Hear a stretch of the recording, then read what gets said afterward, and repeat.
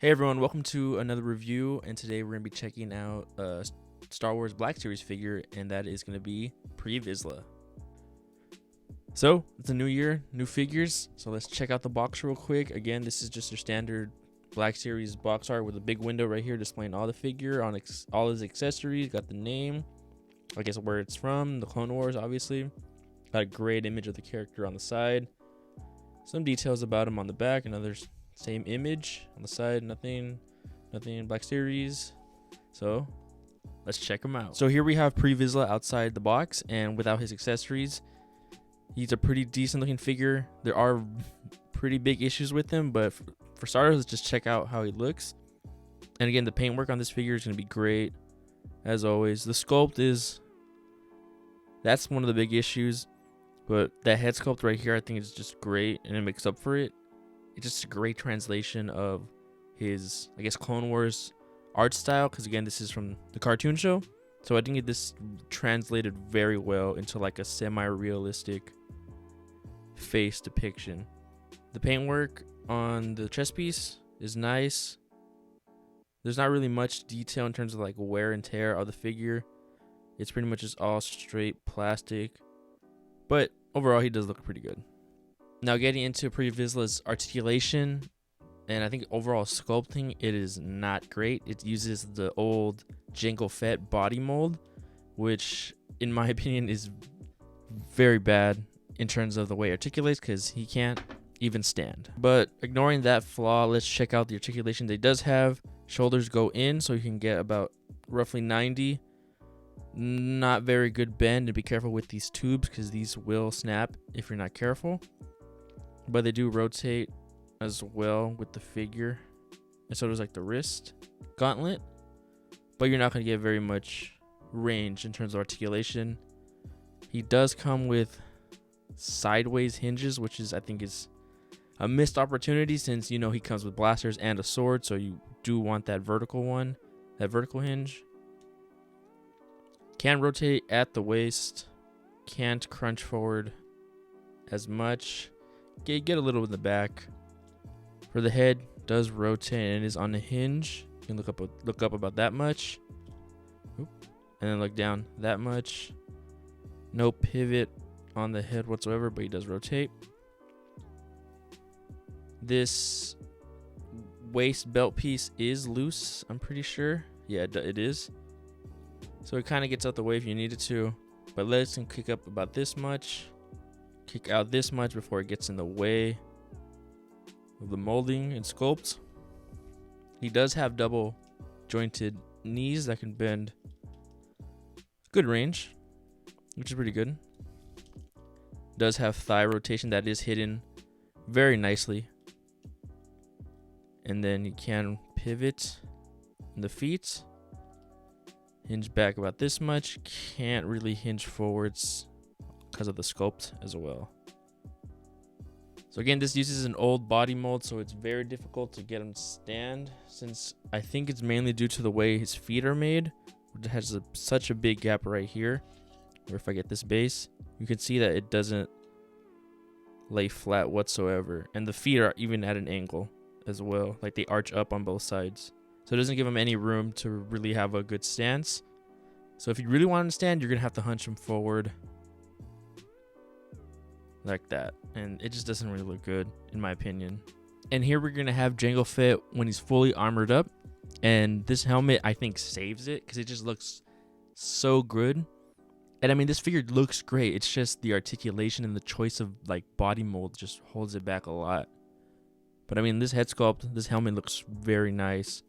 He just makes him look like he just popped straight out of the cartoon, which I think is just great. And it doesn't look too big on him. I mean, again, the helmets are going to be a little bit bigger since there's actually a head under it. But I do think this works a little bit better than most figures. Or I guess most Mandalorian figures. And on the back, you do have a jetpack. And I do think this is a newer piece.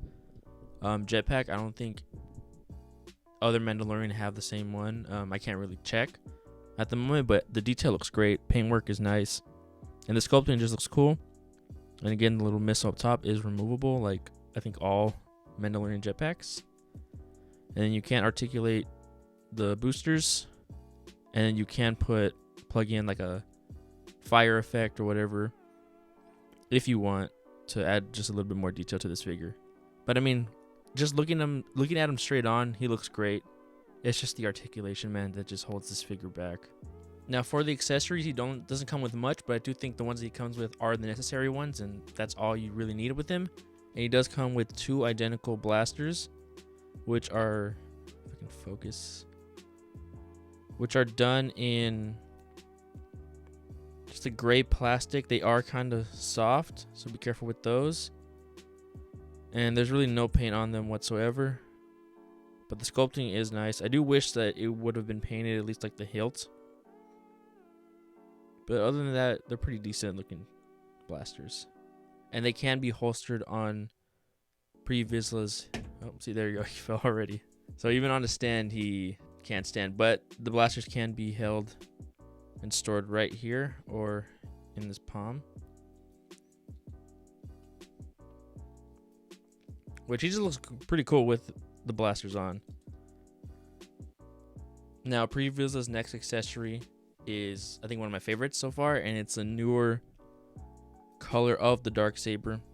And again, like if you watch the Clone Wars, you know this has very significant plot relevance to the show. If it focuses, there we go. To the show, especially like in the arcs of Mandalore. And I do think this looks great. They did update the paint to have like a more white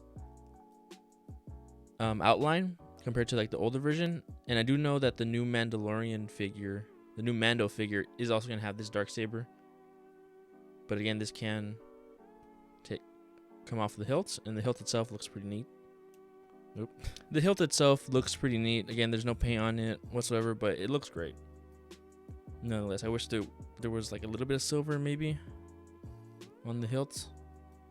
But again, this also has a nice storage spot right here on his jetpack, but the little hook is loose. So just be careful. I wouldn't really have this stored on here because it's prone to get lost, but you can have it there, and it looks really nice.